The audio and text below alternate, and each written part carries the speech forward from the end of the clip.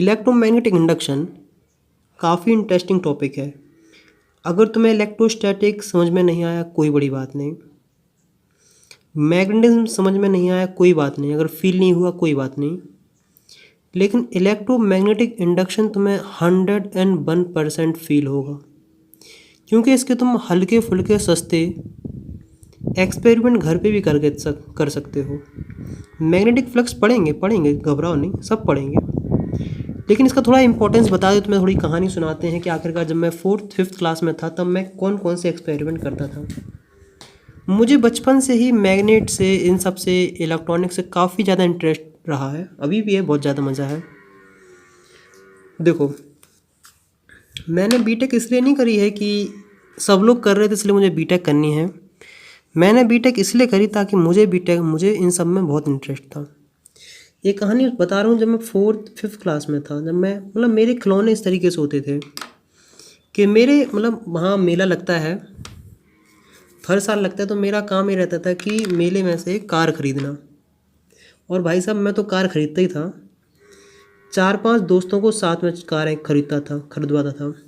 बताओ क्यों उनकी कहता था कि तुम भी कार खरीदो। तो मेरा ही काम रहता था कि मैं 4-5 दिन उस कार से खेलता था। अपना दिमाग था थोड़ा शैतानी टाइप का।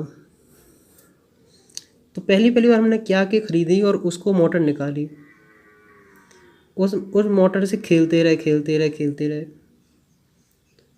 और एक बार यहाँ पहले एक आता था, क्या नाम, अभी देखा हो, कोई साइकिल आती है ना, साइकिल में पहले लाइट लगी रहती थी। और मुझे ये जो यहाँ एक लगी रहता था डायनेमो, मुझे इसका देख के बड़ा आश्चर्य होता था। फिर मुझे एक बार किसी ने बताया कि ये मोटर घूमती है ना, इसके घूमने से लाइट जलती है। तो अपन के दिमाग में कुछ सोचा, अपन लाए एलईडी। पहली बार क्लॉकवाइज घुमाया, नहीं निकली, कोई जला नहीं। एंटी क्लॉकवाइज जलाया रात के, और भाई लाइट जल गई। देखो, 4th-5th क्लास की है तब, बहुत अपने लिए बहुत बड़ा इन्वेंशन होता है, बहुत बड़ी डिस्कवरी होती है सब चीज़ें। दुनिया में पहले खोजा चुका था, अपन को उससे मतलब नहीं था, लेकिन अपन ने जब पहली बार किया था अपन को बहुत मज़ा आया था। भाई साहब ने घुमाया, एलईडी जली, मज़ा आने लगा। पहले तो अपन पता क्या करते थे कि ये मोटर लेते थे, इसको खोलते थे, फोड़ते थे, उसमें से कॉपर का वायर निकालते थे, उससे अपने कारनामे नहीं, उससे अपना काम चलता रहता था। फिर ऐसा हुआ कि ख़रीदी और फिर इससे खेलना स्टार्ट हुआ। और जो मेरे पास साइकिल थी उस पे मैंने यहाँ सेट कर दी, और सेट करके फिर ये पूरे सिस्टम बनाया, और यहाँ एलईडी बाकायदा जलती थी। और मेरा उस समय का ये मान लो, सोचो, सबसे पहला स्टार्टअप था। इतना सोचो कि मैंने इन सब से बचपन का काम है, पैसे भी कमाए हैं सोचो कितना, और अपने दोस्तों को बेचा है। इसलिए कहते हैं ना कि जो चीज़ आप अपने दोस्तों को नहीं बेच सकते हो ना, वो आप ज़िंदगी में कहीं नहीं बेच पाओगे। अगर आपने अपने दोस्तों को सही कर कोई चीज़ बेच दी ना, तो बहुत कारनामे किए मैंने टेस्टर बनाया था कि आखिरकार कोई भी कंपोनेंट चेक करने के लिए, वो ही मैंने बेचा है, बहुत कुछ बेचा। ऐसे खिलौने खरीदते, तो मैं इन दोस्तों से इसलिए बोलता था, इसलिए ख़रीदता था ताकि ये सब ख़रीदें, और जब मेरी ख़राब हो जाए तो मैं इन सब की भी ख़राब करके आऊँ। मेरा यही मकसद रहता था भाई, मैं ऑनेस्टली बोल रहा हूँ कि मेरा यही रहता था कि मेरी तो ख़राब होनी है, इन सब की भी मैं ख़राब करूँगा, तो वही काम रहता था। फिर जब मैंने सीख लिया तो उससे मैंने बहुत सारे काम किए। और जब मैं 5th क्लास में, तो 5th क्लास में मैंने बनाया था इलेक्ट्रोमैग्नेट ऐसा होता था कि एक मैंने ऐसे ली और इस तरीके से कॉपर कराया, और यहाँ लगाया था बैटरी, और यहाँ मैं रखता था कि यहाँ आयरन इस साइड आ जाता था। फिर मैंने क्या किया, इसी की हेल्प से मैंने बनाया था स्पीकर। क्या बनाया था? स्पीकर। कुछ नहीं होता है, इसके अंदर तुम एक मैग्नेट इंसर्ट कर दो, और यहाँ थोड़ा ऐसे इसका वॉल्यूम बढ़ाने के लिए कर दो, इस तरीके से कागज़ लगा दो, और ये 2 तार निकले हैं ना, ये 2 तार वहीं लगा दो जहाँ से तुम्हें आवाज़ इनपुट देनी हो, जहाँ से तुम जो हेडफोन लगाते हैं ना, जो 2 वायर, उसी के 2 वायर दे दो, देखना यहाँ से आवाज़ आना स्टार्ट हो जाएगी। बहुत सारे काम किए हैं। तो मेरा इतना ये सब कहने का था कि यार देखो, फिजिक्स का कोई भी सब्जेक्ट पढ़ो, मैथ पढ़ो, फिजिक्स पढ़ो, केमिस्ट्री पढ़ो, जो भी पढ़ो बहुत इंटरेस्टिंग है। पढ़ने वाला और पढ़ाने वाला चाहिए है। और मैं एक इम्पॉर्टेंट अच्छी बात बताऊं कि फ़िज़िक्स की एक खासियत है कि ऐसा नहीं है कि पहले न्यूटन ने फिज़िक्स खोजी और फिर जाके ग्रेविटेशनल लॉ बनाए, सब कुछ बना के, पहले तो कुछ होता ही नहीं था, सब कुछ नेचर में बहुत, ये सब चीज़ बहुत पहले से थी। लोगों ने बस उसके लिए मतलब खोज कर दी कि हाँ ऐसा ऐसा कुछ हो रहा है। मैंने कहीं सुना था, एक महाशय कह रहे थे कि न्यूटन ने फिज़िक्स बनाई है। अरे भाई साहब, उन्हें कोई समझाओ कि फिज़िक्स भगवान की बनाई हुई चीज़ है। ये न्यूटन कौन से ज़माने में रखते हैं, समझे ना? मतलब कि और मेरा मानना है कि इंडिया दुनिया में सबसे आगे था। और अगर 400-500 इतने साल अगर किसी पे राज्य किया जाए तो यार हर कोई अपनी आइडेंटिटी भूल जाता है, धीमे धीमे आएगी याद। लेकिन मेरा ये मानना है कि आखिरकार इंडिया, मैं इंडियन इसलिए नहीं बोल रहा हूँ कि इंडिया बहुत टैलेंटेड लोग हैं इंडियन के, इंडियन टैलेंटेड इसलिए मैं बोल रहा हूँ कि इंडिया के लोग काफ़ी बहुत टैलेंटेड होते हैं। जो काम कोई नहीं कर पाता, लोग यहाँ के लोग वो जुगाड़ से कर लेते हैं। बताने के लिए बहुत कुछ है, सब कुछ है, बहुत इंटरेस्टिंग एक्सपेरिमेंट मैंने करे हैं। तो हम लोग करते हैं, पढ़ते हैं मैग्नेटिक फ्लक्स के बारे में। अगर पहले के कोई चैप्टर गलती से मेरे कुछ पढ़े हों तो उसमें मैंने बताया था कि आखिरकार फ्लक्स, एक क्लोज्ड लूप में फ्लक्स की वैल्यू 0 होती है। क्योंकि जैसे मान लो तुम कोई मैग्नेट का छोटा सा कोई भी टुकड़ा रखोगे ना, तुम मान लो एक छोटा सा मैग्नेट का टुकड़ा रखा, इसके चारों तरफ तुम क्लोज सरफेस बनाओगे ना, तो इसके इसके इसकी फ्लक्स की वैल्यू हमेशा 0 ही आएगी।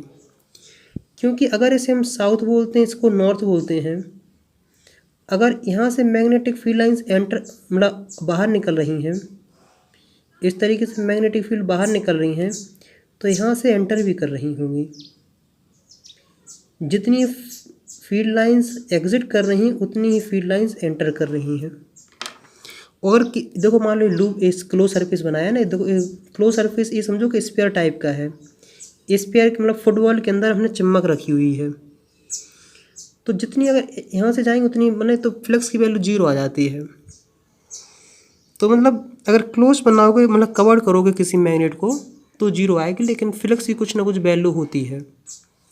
देखो जैसे देखो, मैग्नेटिक फ्लक्स पढ़ने से पहले मैं तुम्हें थोड़ा इलेक्ट्रिक फ्लक्स के बारे में याद दिलाता हूँ। किसके बारे में दिलाता हूँ? इलेक्ट्रिक फ्लक्स के बारे में याद थोड़ा सा याद दिलाता हूँ, ज़्यादा नहीं, कुछ नहीं। इलेक्ट्रिक फ्लक्स, और इलेक्ट्रिक फ्लक्स से पहले मैं बात करता हूँ फ्लक्स के बारे में। देखो, फ्लक्स का एक सिंपल सी बात है कि जब भी तुम किसी क्वांटिटी को एरिया से मल्टीप्लाई कर देते हो तो उसे फ्लक्स बोलना स्टार्ट कर देते हैं। क्या समझे? जब भी किसी क्वांटिटी को तुम किसी मल्टीप्लाई कर देते हो एरिया से, तो फ्लक्स बोलना स्टार्ट कर देते हैं। अगर तुमने इलेक्ट्रिक फ्लक्स पढ़ा होगा तो इलेक्ट्रिक फील्ड डॉट ds, या फिर इलेक्ट्रिक फील्ड इनटू एरिया, मतलब मोटा मोटा समझते हैं तो समझ में आएगा। तो इस क्वांटिटी को क्या बोलते थे? Electric flux. वो बात अलग है कि गॉस मतलब वो सब किया गया और Q/ε0 लाया गया है, वो बात, इसको भी छोड़ दो, इसको ही भूल जाओ। मैं बेसिक चीज़ें बता रहा हूँ कि फ्लक्स का मतलब होता है कि जब भी तुम किसी क्वांटिटी को एरिया से मल्टीप्लाई कर दो तो उसे फ्लक्स बोलना स्टार्ट कर देते हैं। ऐसे ही बात चलती है मैग्नेटिक फ्लक्स की, जस्ट सेम टू सेम कहानी है। देखो, मैग्नेटिक फ्लक्स की कहानी कुछ इस तरीके से है कि जब तुम मैग्नेटिक फील्ड को एरिया से मल्टीप्लाई कर दे तो उसे मैग्नेटिक फ्लक्स बोलना स्टार्ट कर देते हैं। और जनरली इसे फाई से या फाई बी से रिप्रेजेंट करते हैं। इसका मतलब फ्लक्स होता है और बी का मतलब होता है मैग्नेटिक फील्ड, मैग्नेटिक। तो हम लोग क्या करते हैं, सस्ती सी सिंपल सी, देखो सुनो, अब तुम्हारे दिमाग में सबसे पहले क्वेश्चन आना चाहिए कि आखिरकार हम मैग्नेटिक फ्लक्स क्यों पढ़ रहे हैं। समझ रहे कि नहीं समझ रहे? तो मैग्नेटिक फ्लक्स पढ़ने से पहले आखिरकार हम तुम्हें एक और कहानी सुनाते हैं। एक कहानी मेरी नहीं है, कहानी है साइंटिस्ट लोगों की जिन्होंने ये सब पूरी गणना करी। देखो, कहानी कुछ इस तरीके से होती है कि बात ऐसी चली कि जब हमें देखने को मिला कि हम इलेक्ट्रिसिटी की हेल्प से मैग्नेटिक फील्ड डेवलप कर रहे हैं। दोबारा सुनना, कि हम इलेक्ट्रिसिटी की हेल्प से मैग्नेटिक फील्ड डेवलप कर रहे हैं। जैसे सुना था कि ये करंट के magnetic field due to current carrying wire, यहाँ मैग्नेटिक फील्ड निकाल रहे थे। तो लोगों ने सोचा क्या इसका अपोजिट नहीं हो सकता क्या, कि मतलब इलेक्ट्रिक करंट, कि इलेक्ट्रिक करंट की हेल्प से मैग्नेटिक फील्ड कर रहे थे, तो क्या मैग्नेटिक फील्ड की हेल्प से तुम क्या करंट जनरेट नहीं कर सकते हो।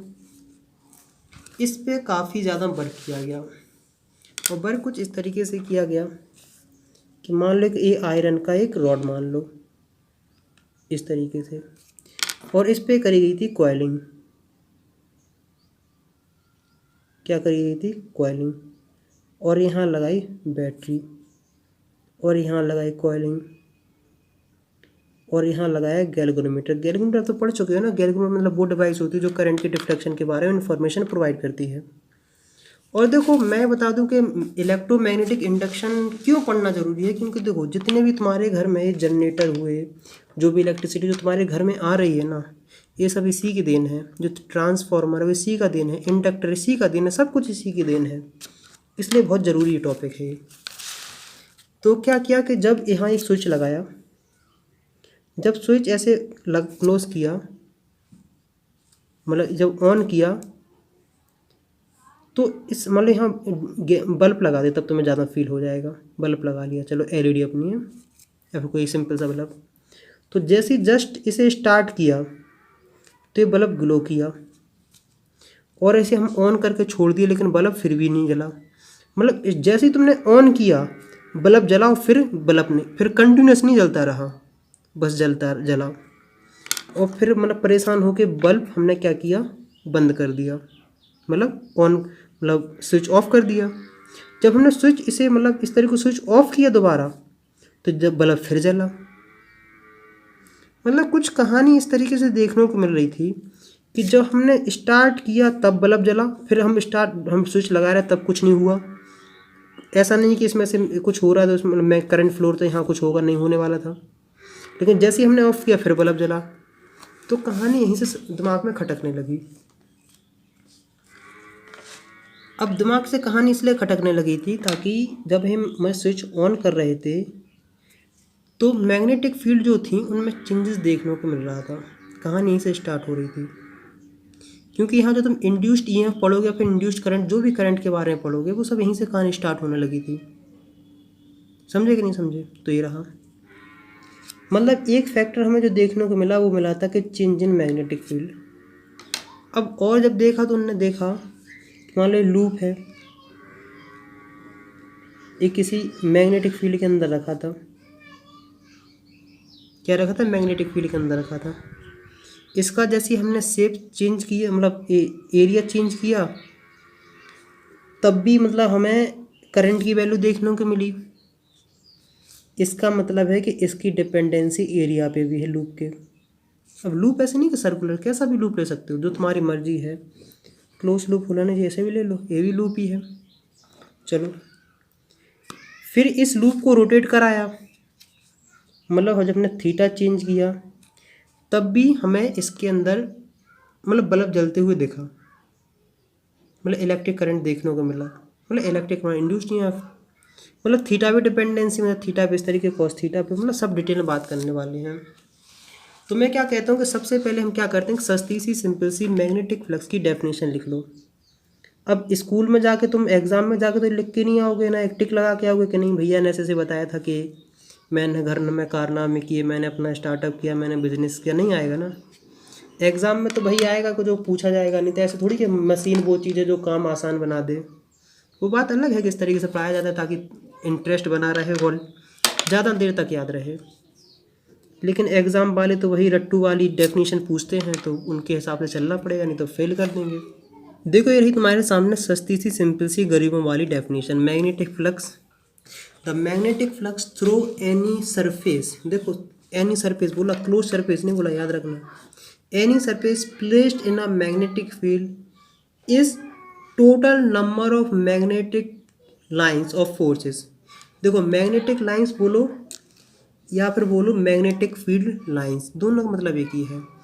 Crossing this surface normally is known as magnetic flux. मतलब एक प्रकार की है कि मैग्नेटिक फ्लक्स बेसिकली क्या है कि आखिरकार किसी क्लोज सरफेस में से नॉर्मली मतलब ये सरफेस है, इसमें से नॉर्मली कितनी मैग्नेटिक फील्ड लाइंस पास हो रही हैं। देखो, मुझे पता है कि फ्लक्स से रिलेटेड बच्चों को काफ़ी ज़्यादा प्रॉब्लम आती हैं, तो मैं तुमसे कहूँगा कि एक बार इलेक्ट्रिक फ्लक्स वाला जो मैंने कवर किया उसको देख लेना, तो मैं काफ़ी बेहतरीन तरीके से समझ में आ जाएगा। और एक तो ये सिंपल सी डेफिनेशन का, the magnetic flux through any surface placed in a magnetic field is total number of magnetic field lines crossing this surface normally. समझाएंगे, पूरा मतलब समझाएंगे बेसिकली। देखो, बेसिकली आखिरकार मैग्नेटिक फ्लक्स बेसिकली है किसका, product of the component of magnetic field normal to the surface and surface area. आएगा समझ में, कोई बात नहीं। देखो, एक इम्पॉर्टेंट बात और बता दें कि जो मैग्नेटिक फ्लक्स है वो स्केलर क्वांटिटी है। क्या है? Scalar quantity. और बेसिकली मैंने बताया कि इसको फाई या फाई बी से डिनोट करते हैं। समझे कि नहीं समझे? अगर यहाँ तक अभी डेफिनेशन क्लियर नहीं हुई कोई बात नहीं, उसी डेफिनेशन क्लियर करेंगे हम लोग आगे चल के। देखो सुनो, हम सारे केसेस यहाँ डिस्कस करेंगे। देखो, जैसे हम मान के चलते हैं कि ए यूनिफॉर्म मैग्नेटिक फील्ड है। क्या है? Uniform magnetic field. और हम क्या लाए कि हमने इसके अंदर एक सर्कुलर टाइप का सरफेस रख दिया है। देखो, बेसिकली ऐसा है कि अगर हम इसका ऐसा दिखाएं तो देखो, ये ऐसे मैग्नेटिक फील्ड लाइन से बाहर निकल रही हैं।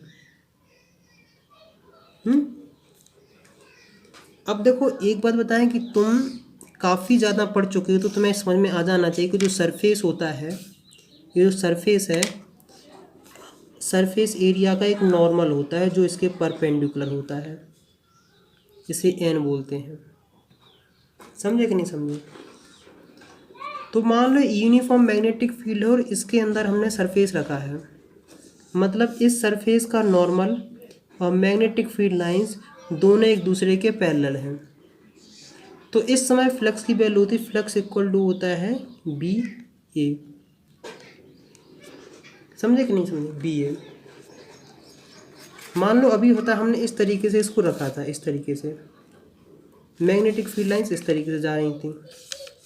अब किसी के दिमाग में ये भी आ सकता कि भैया हम इस तरीके से अगर इस लूप को रख दें, मैग्नेटिक फील्ड लाइंस इस तरीके से जा रही हैं और इस तरीके से लूप रख दिया है, तो हम क्या करते हैं। देखो, हमने क्या किया कि हमने लूप इस तरीके से थोड़ा टेढ़ा रख दिया है, और ये मैग्नेटिक फील्ड लाइंस कुछ इस तरीके से जा रही हैं।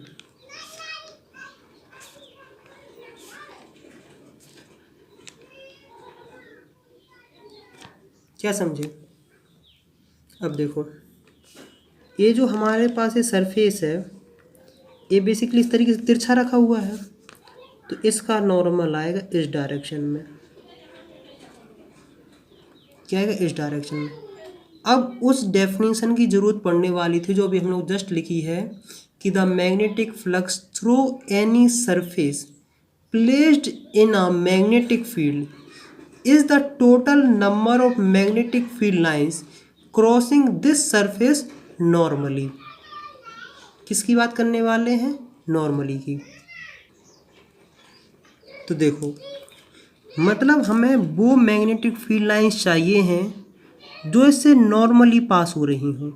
मतलब सरफेस अगर इस तरीके से नॉर्मली मतलब परपेंडिकुलर, मतलब इसको लोग 90 डिग्री बन, तो मतलब अगर इस डायमीटर को यहाँ से यहाँ कट करें, मतलब एंटर कर जोड़ेंगे, तो ये मैग्नेटिक फील्ड इसके साथ ऐसे 90 बना रही हैं। तो देखो, अब तुम क्या जानते हो कि जो मैग्नेटिक फील्ड होती है वो एक वेक्टर क्वांटिटी है। क्या है? एक वेक्टर क्वांटिटी है। तो इतनी बेसिक बातें ध्यान से सुनते जाना, ये सब बहुत काम की हैं। वेक्टर क्वांटिटी है तो एक कंपोनेंट, देखो ये मैग्नेटिक फील्ड लाइंस हैं, ये बी है। हम क्या करेंगे कि एक इस तरीके से बना देंगे, एक कंपोनेंट इसका इसका और एक कंपोनेंट इसका इस तरीके से। जैसे देखो, मान लो ये है ना, इस तरीके से, एक इसका इस तरीके से जा रहा है और एक कंपोनेंट जा रहा है इसका इस तरीके से। किस तरीके से जा रहा है? इस तरीके से। और जो मैग्नेटिक फील्ड हैं वो गुजर रही हैं कुछ इस तरीके से। ये ग्रीन जो पेन है ये मैग्नेटिक फील्ड का है, ये मैग्नेटिक फील्ड है। तो इन दोनों के बीच में एंगल है थीटा। इसका एक कंपोनेंट बी कॉस थीटा हो जाएगा और एक कंपोनेंट हो जाएगा बी साइन थीटा। तो हमने क्या कहा कि मैग्नेटिक फ्लक्स के लिए तुम्हें कौन सा कंपोनेंट चाहिए है? तुम्हें वो कंपोनेंट चाहिए है जो सरफेस के नॉर्मली हो या नॉर्मल के पैरेलल हो। देखो दोनों बात अलग अलग हैं। देखो जैसे मान लो तुम्हारे पास सरफेस है, ये मान लो इस सरफेस का नॉर्मल है। अगर हम मान के चलते हैं, देखो इस तरीके से समझो, मान लो इस ये नॉर्मल है। क्या है? नॉर्मल है। अगर मान लो मैग्नेटिक फील्ड लाइंस ऐसे गुजर रही हैं तो इस सरफेस की तो नॉर्मल ही है ना, इस सरफेस के, लेकिन जो ये नॉर्मल है उसके पैरेलल है। मतलब एरिया का जो नॉर्मल वेक्टर है, जो एरिया की डायरेक्शन के बारे में बताता है, उसके पैरेलल है। इस बात को थोड़ा कंफ्यूज नहीं होना, क्योंकि कई बार कुछ अलग तरीके से कभी कह सकता है कि नॉर्मल टू द सरफेस या parallel to the unit vector of the surface या फिर एरियल यूनिट वेक्टर। दोनों में थोड़ा मतलब इस चीज़ को थोड़ा ध्यान से समझोगे तो बेहतरीन तरीके से समझ में आएगा। तो हमने क्या बोला कि हमें क्या चाहिए है, जो इसके नॉर्मली जा रहे हों या फिर इस कंपोनेंट के पैरेलल हों। तो हमने क्या देखा कि ए वाला कंपोनेंट है। तो अब फ्लक्स की वैल्यू क्या है? फ्लक्स इक्वल टू हो जाएगा B cos theta into A. तो A B cos theta flux की वैल्यू। तो हमने क्या देखा है कि फ्लक्स की वैल्यू तीन चीज़ों पर डिपेंड कर रही है, एरिया पे, मैग्नेटिक फील्ड पे और कॉस थीटा पे। समझे कि नहीं समझे? अब देखो, जिस तरीके से हम ए डॉट बी को ए बी कॉस थीटा लिख सकते हैं, उसी तरीके से कि ए बी कॉस थीटा को हम ए डॉट बी नहीं लिख सकते हैं। तो इसी चीज़ को हम लिख लेंगे क्या? B dot A. B dot A को बी ए कॉस थीटा लिख सकते हो। क्या समझे? देखो बेसिकली इतनी इतनी बातें समझ में आई कि नहीं आई हैं।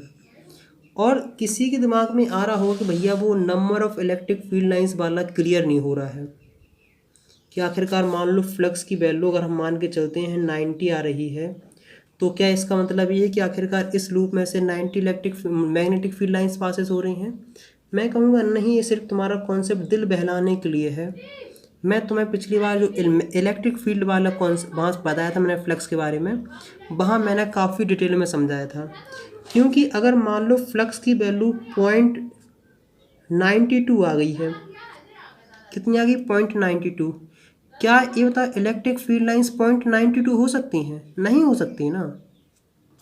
अब तुम खुद अपने दिमाग से सोचो कि क्या electric field lines number of electric field lines 0.92 हो सकती हैं? देखो जो मैग्नेटिक फील्ड लाइंस का नंबर होगा, जैसे मान लो 1 लाइन, 2 लाइन, 3 लाइन, 4 लाइन, तो इन सब का एक फिक्स्ड नंबर होगा, एक इंटीजर होगा। तो ऐसा नहीं कि तुम कहोगे कि नहीं वही 0.92, जस्ट दिल बहलाने के लिए है। देखो आखिरकार ये जो यहाँ हमने लिया है ना, ये बी कॉस थीटा, तो इस समय जो यहाँ ये पोर्शन था, इस समय जो बी लिया है ना तुमने मैग्नेटिक फील्ड लाइंस, ये बेसिकली बी क्या है? इस जगह मैग्नेटिक फील्ड की स्ट्रेंथ, मैग्नेटिक फील्ड स्ट्रेंथ। क्या समझे? क्या लिया? ये जो तुमने बी लिया है ना, ये बी लिया है कि जो सरफेस था, कि इसके जो यहाँ सरफेस था ना, इस पे इस समय इस जगह मैग्नेटिक फील्ड की स्ट्रेंथ क्या थी। जैसे मान लो ये इस तरीके से लूप रखा हुआ है, इसमें से मैग्नेटिक फील्ड लाइंस मान लो यूनिफॉर्म मैग्नेटिक फील्ड लाइंस चल रही हैं, नॉन यूनिफॉर्म के बारे में हम जस्ट थोड़ी देर में बात करने वाले हैं। तो बेसिकली इसका मान के चलते हैं कि 15 टेस्ला है, मतलब जो मैग्नेटिक फील्ड लाइंस गुजर रही इसका 15 टेस्ला है। तो इस 15 टेस्ला का मतलब ये होता है कि मैग्नेटिक फील्ड यहाँ 15 टेस्ला है, यहाँ 15 टेस्ला, यहाँ 15 टेस्ला, यहाँ 15, हर जगह मैग्नेटिक फील्ड की 15 टेस्ला वैल्यू है। समझे कि नहीं समझे? बेसिकली मैं क्या कोशिश कर रहा हूँ तुम्हें समझाने की। तो क्या हुआ है, और मान लो जो सर्फ एक कर्व होगा ना, और इन दोनों के बीच में मान के चलते हैं कि एंगल है कितना 60 डिग्री, और ये जो इसका एरिया हम मान के चलते हैं, जो हमने लूप बनाया है, जो लूप लिया है, इसका हमने मान के चलते हैं 5 ले लिया है। तो फ्लक्स की वैल्यू क्या होगी, flux equal to B A cos theta. B की वैल्यू कितनी है 15, ए की वैल्यू 5 है, कॉस 60 की वैल्यू 1/2, 75/2, 3.75, 37.5। यूनिट के बारे हम लोग जाएंगे, धीमे से जाएंगे, घबराओ नहीं। यूनिट कोई बड़ी बात नहीं होती है। मेरा ये मानना रहता है कि अगर तुम्हें समझ में आ गया ना तो यूनिट इतना कुछ मैटर नहीं करती है। वैसे मैं बता दूं कि जो मैग्नेटिक फ्लक्स होता है ना, मैग्नेटिक फ्लक्स कई बार तुमने पढ़ा होगा, कई जगह तुमने पढ़ा होगा वेबर। क्या एक नाम सुना होगा weber, weber metre square, weber per metre square, ये नाम सुना होगा तुमने कई जगह। तो जो मैग्नेटिक फ्लक्स होता है उसकी ऐसा यूनिट वेबर होती है, याद रख लेना, कई बार पूछ लेते हैं किसी कंपटीशन एग्जाम में। और अब तो अगर MCQ हो गया तो एक क्वेश्चन जरूर पूछेंगे कि बताओ आखिरकार मैग्नेटिक फ्लक्स की यूनिट क्या है, वेबर होती है। बच्चे गलत लगा के आते हैं। और ये वेबर याद रख लेना, मैं कहता हूँ उसका टैटू करा लो हाथ पे। और अगर तुमसे कोई पूछे कि इसके फॉर्म में कैसे निकलेंगे, तो देखो फ्लक्स इक्वल टू क्या, basically B A cos theta. Magnetic field की यूनिट क्या होती है टेस्ला, इसकी यूनिट क्या होती है मीटर स्क्वायर, और इसकी कोई यूनिट नहीं होती है। तो फ्लक्स की यूनिट क्या हो गई है टेस्ला मीटर स्क्वायर। तो हम क्या कह सकते हैं कि 1 वेबर, वेबर को बी से रिप्रेजेंट करते हैं, equal to 1 tesla metre square. अभी हम यूनिट के ऊपर पूरा डिस्कशन करेंगे, फुल डिटेल में बात करेंगे, घबराओ नहीं, हर यूनिट के बारे में डिटेल में बात करेंगे। लेकिन जस्ट यहाँ तक तो मैं समझ आने का कि इतना समझ में आ रहा है कि नहीं आ रहा है। तो अभी तक हमने जितनी भी कहानी पढ़ी है, देख के पढ़ी है कि मैग्नेटिक फील्ड जो वैल्यू है वो यूनिफॉर्म है। देखो बेसिकली मैं दोबारा समझाता हूँ यूनिफॉर्म का मतलब क्या है। जैसे मान लो तुम्हारे पास लूप है और इसमें मैग्नेटिक फील्ड लाइंस एंटर कर रही हैं। क्या कर रही हैं, मैग्नेटिक फील्ड लाइंस में एंटर कर रही हैं। यूनिफॉर्म मैग्नेटिक फील्ड लाइंस का मतलब ये है कि मैग्नेटिक फील्ड की वैल्यू हर जगह बराबर है। हम अगर मान लो कि यहाँ माना हमने निकाली, यहाँ निकला 12 टेस्ला, यहाँ भी 12 टेस्ला आनी चाहिए, यहाँ भी 12 टेस्ला ही होगी, यहाँ भी 12 टेस्ला होगी। मतलब तुम इस लूप में कहीं भी पॉइंट रखोगे वहाँ magnetic field line, magnetic field strength बोलेंगे तो ज़्यादा सही लगेगा, मैग्नेटिक फील्ड स्ट्रेंथ हर जगह कांस्टेंट है, यूनिफॉर्म है। लेकिन हमेशा ये चीज़ पॉसिबल नहीं होती है। अगर हमने मान लिया ये लूप है और मान के चलते हैं कि यहाँ रखा है एक करंट कैरिंग वायर, और तुम्हें पता है करंट कैरिंग वायर में से मैग्नेटिक फील्ड प्रोड्यूस होती है।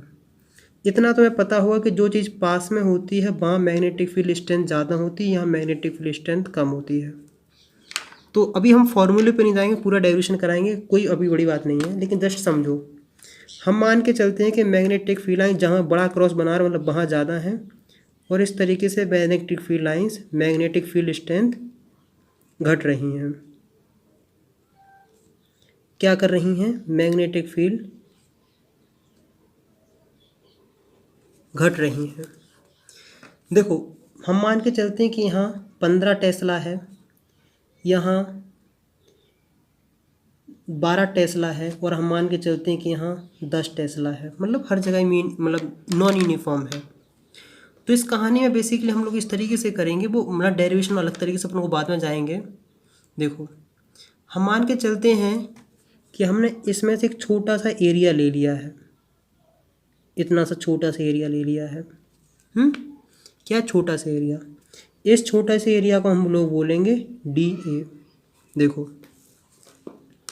इस डी ए में से हम मान के चलते हैं कि इसमें से जो मैग्नेटिक फील्ड लाइंस पास हो रही हैं, इसमें से जो मैग्नेटिक फील्ड लाइंस पास हो रही इन सब की वैल्यू यूनिफॉर्म है, मान के चलते हैं। मतलब इतना छोटा पार्ट लिया कि जहाँ magnetic field lines, magnetic field strength uniform, मान के चलते हैं कि यहाँ 13 टेस्ला इस जगह में 13 टेस्ला है। इस जगह यूनिफॉर्म है तो डी हो जाता है। छोटा सा एरिया है, मैग्नेटिक फील्ड लाइंस इसमें से इतनी क्रॉस हो रही हैं, तो उसकी वजह से छोटा सा ही फ्लक्स की वैल्यू आएगी, तो उसका आंसर होगा बी। देखो बहुत ध्यान सुनते जाना, देखेंगे बी डॉट डी ए। क्योंकि पहले हम कौन सी क्वांटिटी लिखते हैं, पहले हम वो क्वांटिटी लिखते हैं मैग्नेटिक फील्ड, और दूसरी क्वांटिटी लिखते हैं हम एरिया वाली। मुझे पता है कि बच्चों को दो जगह डाउट्स परेशानी आती है कि आखिरकार वो फ्लक्स को फील नहीं कर पाते। बेसिक मतलब फ्लक्स है क्या, बताऊंगा, घबराओ नहीं। देखो इससे आगे बढ़ने से पहले एक चीज़ और बता देते हैं। जैसे मान लो ये जो हमने सरफेस लिया, ज़रूरी थोड़ी कि हमेशा परपेंडिकुलर ही एंटर करे। मान लो कि सरफेस इस तरीके से है, मैग्नेटिक फील्ड लाइंस कुछ इस तरीके से एंटर कर रही हैं, और ये जो सरफेस है इसका नॉर्मल कुछ इस तरीके से है। मतलब इनमें कुछ ना कुछ एंगल भी हो सकता है, क्या समझे। मतलब मैग्नेटिक फील्ड लाइंस मान लो इस तरीके से बाहर निकल रही हैं, और ये जो सरफेस है इसका नॉर्मल ये सब परपेंडिकुलर ऐसा रखा हुआ है, ऐसे हो सकते हैं।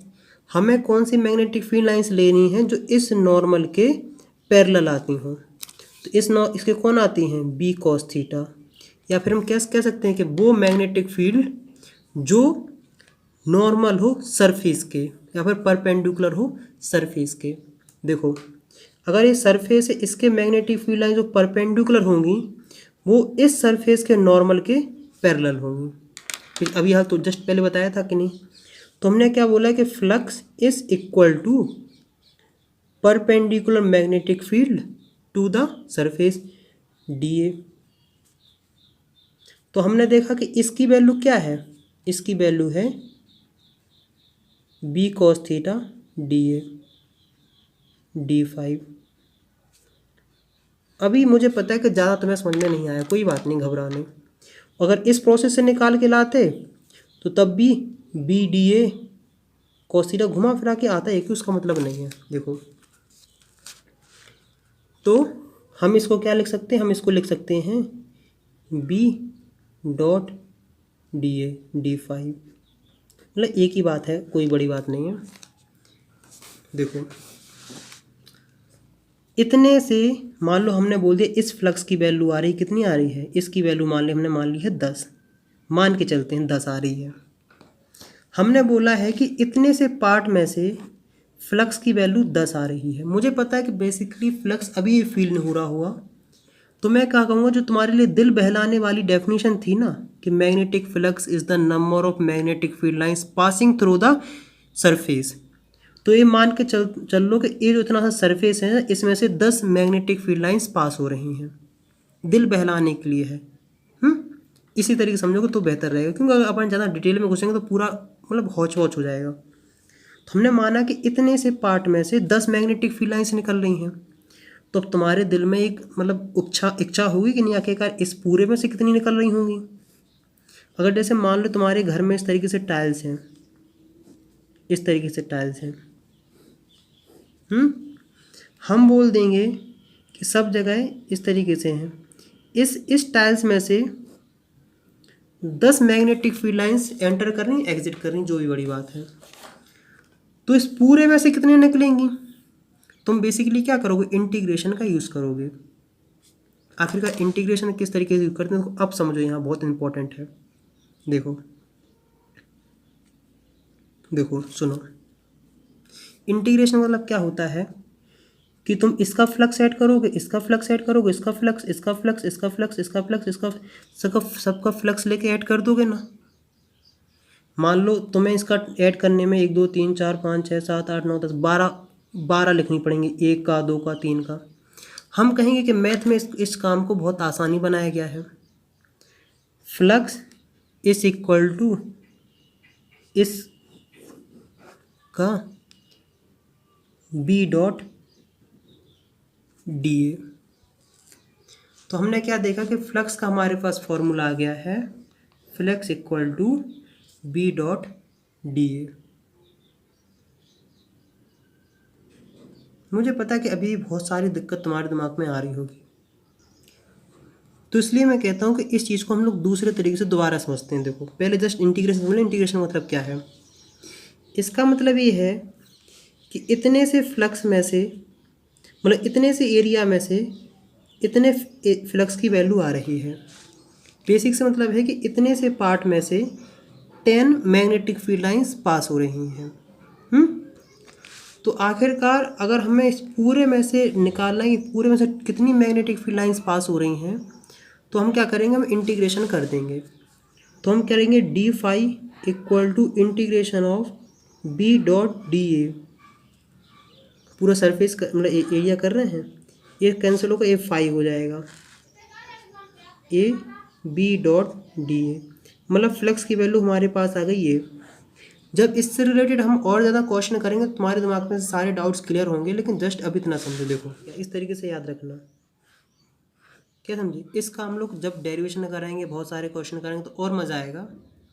अब कई बार इस तरीके से पूछ लिया जाता है कि इसका आखिरकार डायमेंशन बताओ, तो ये सब कोई बड़ी बात नहीं, बहुत आसान होता है।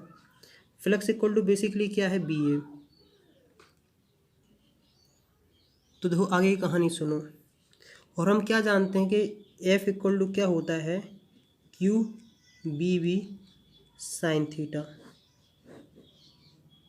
तो हम कहेंगे कि B equal to F upon Q B sine theta.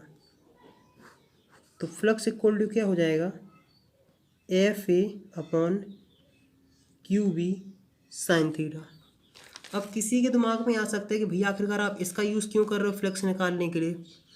तो हम कहेंगे बेटा कि जो अपने सब पे क्वांटिटी लिख रहे हैं, ये सब क्वांटिटी, इन सब की हमें यूनिट काफ़ी आसान तरीके से पता है। अगर तुम्हें फ्लक्स की यूनिट निकालनी होती ना, तुम इस मैग्नेटिक फील्ड लाइंस की यूनिट निकाल दो, और इसका मतलब magnetic field lines, magnetic field की डायमेंशन लिखो, इसका डायमेंशन लिखो, निकाल दोगे, आ जाएगा आंसर। लेकिन हमें मैग्नेटिक फील्ड लाइंस का एक अलग समस्या निकालना, तो इसलिए हमने इसको बहुत आसान वे में कन्वर्ट कर लिया है। अगर डायमेंशन निकालने में प्रॉब्लम होती है तो मैं कहता हूँ कि 11th क्लास का लेक्चर देख लें, चैनल पे जाना, प्लेलिस्ट में जाना, वहाँ तो फुल लेक्चर मिल जाएंगे। तो जब हमने इसकी यूनिट निकालना स्टार्ट किया तो फ्लक्स की एम एल टी माइनस 2, ये किसकी यूनिट हो गई, ये फोर्स की यूनिट हो गई है, फोर्स का डायमेंशन हो गया इसका एल स्क्वायर, इसका चार्ज का कूलम, और वेलोसिटी का लेंथ पर सेकंड, और साइन थीटा की कोई यूनिट नहीं होती है। इन सब को सॉल्व करके लाओगे तो फाई की वैल्यू, फाई के डायमेंशन क्या आएगा, M L square ampere per Tesla. अब तुम कहोगे भैया एम्पियर कहाँ से इंट्रोड्यूस हो गया है, तो मैं कहूँगा डायमेंशन के अंदर हम वही चीज़ लिखते हैं जो फंडामेंटल होता है, और करंट फंडामेंटल नहीं है, फंडामेंटल है एम्पियर। करंट सॉरी मतलब चार्ज फंडामेंटल नहीं है, करंट फंडामेंटल है, क्वांटिटी है। तो ampere equal to C T minus 1, तो सी इक्वल टू क्या होता है, ए टी। तो इसलिए इस जगह से रिप्लेस कर लिया है। और मैं यूनिट तो पहले ही बता चुका हूँ कि आखिरकार जो इसकी यूनिट होती वो होती वेबर ऐसा यूनिट, या फिर हम बेसिकली क्या लिख सकते हैं, टेस्ला मीटर स्क्वायर। अब कई दिमागों को में आता है कि CGS यूनिट भी बता दीजिए। CGS unit of magnetic flux इस मैक्सवेल, लिख लो मैक्सवेल। जिस तरीके से ऐसा यूनिट वेबर है उसी तरीके से CGS में मैक्सवेल है। अब मैक्सवेल ऐसे तो काम चलेगा नहीं, CGS मतलब क्या होता है, सेंटीमीटर ग्राम और सेकंड, इसमें निकालना होता है।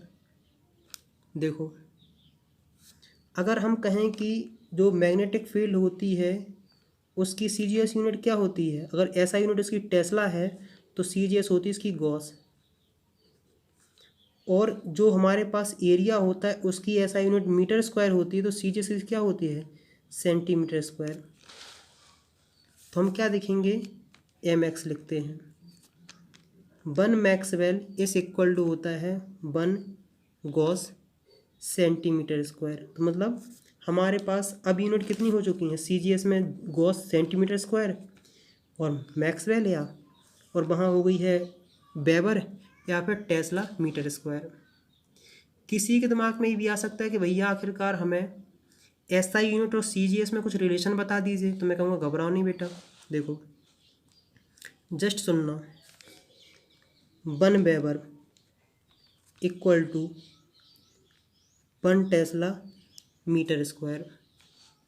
मैं कहूँगा कि इस टेस्ला को गॉस में चेंज करो, तो 1 गॉस इक्वल टू क्या होता है 10⁻⁻4 टेस्ला। तो 1 टेस्ला इक्वल टू क्या होता है 10⁻4 गॉस। तो इसकी यूनिट हो गई 10⁻4। मैं कहूँगा कि मीटर स्क्वायर को सेंटीमीटर स्क्वायर में कन्वर्ट करो, तो फिर ये 10⁻4 में हो जाता है। तो इसका आंसर आ जाता है कि 1 weber is equal to 10⁸ gauss centimetre square. और सेंटीमीटर स्क्वायर बेसिकली क्या है, इसी को तो बोलते हैं मैक्सवेल। तो 1 weber is equal to 10⁸ maxwell. अब देखो एक बात बताएं कि जो फ्लक्स होता है वो पॉजिटिव भी हो सकता है, नेगेटिव भी हो सकता है और जीरो भी हो सकता है। वो डिपेंड करता है कि आखिरकार जो ये जो है ना ये सरफेस, इसका नॉर्मल और मैग्नेटिक फील्ड का क्या डायरेक्शन है। अगर मान लो सरफेस है, इसका डायरेक्शन ए साइड लिया हमने नॉर्मल, और मैग्नेटिक फील्ड लाइंस भी इस तरीके से जा रही हैं, तो इन दोनों में थीटा की वैल्यू कितनी है 0 है। तो फ्लक्स इक्वल टू क्या होता है BA कॉस थीटा। तो फ्लक्स की वैल्यू क्या आएगी, पॉजिटिव आएगी। कई बार ऐसा होता है कि इस फ्लक्स का मतलब इस एरिया का डायरेक्शन साइड होता है और मैग्नेटिक फील्ड लाइंस इसके अंदर एंटर करती हैं, तो थीटा की वैल्यू कितनी हो जाती है 180।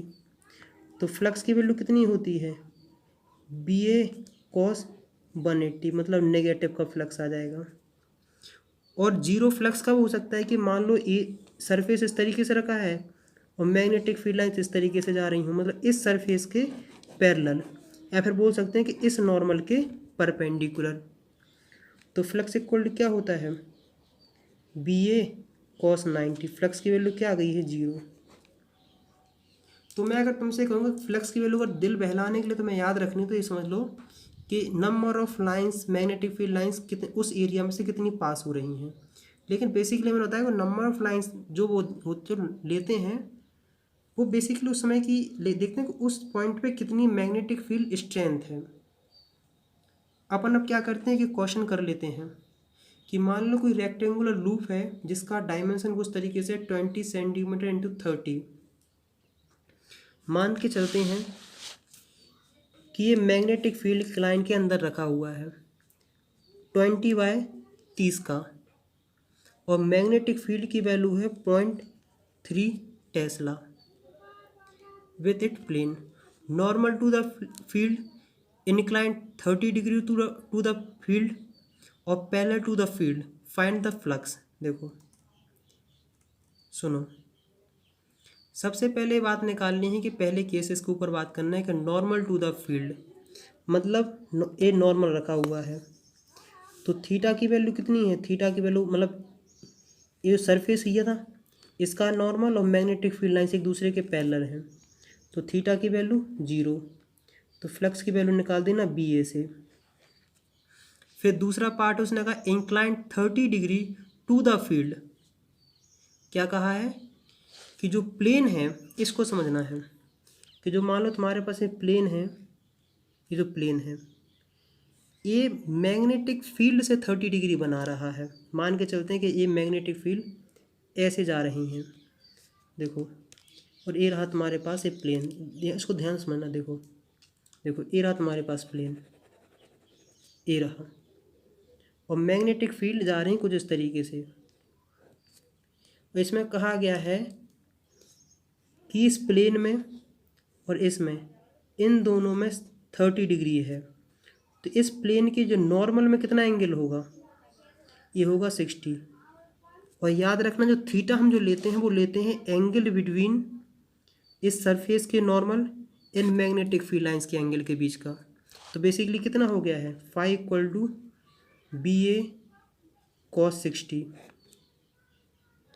तीसरा है कि पैरेलल टू द फील्ड, कि मान लो जो प्लेन है ये मैग्नेटिक फील्ड लाइंस के पैरेलल रखा हुआ है, तो जो प्लेन है इसका नॉर्मल ऐसा होगा, मैग्नेटिक फील्ड लाइन इन दोनों में कितना एंगल होगा, थीटा इक्वल टू 90। फ्लक्स की value B A cos 90, flux equal to 0। तो मुझे उम्मीद है कि यहाँ तक तुम्हें काफ़ी हद तक समझ में आ गया होगा। फिर भी कोई दिमाग में डाउट्स, कोई समस्या रह गई हो तो कमेंट्स में लिख के भेजना।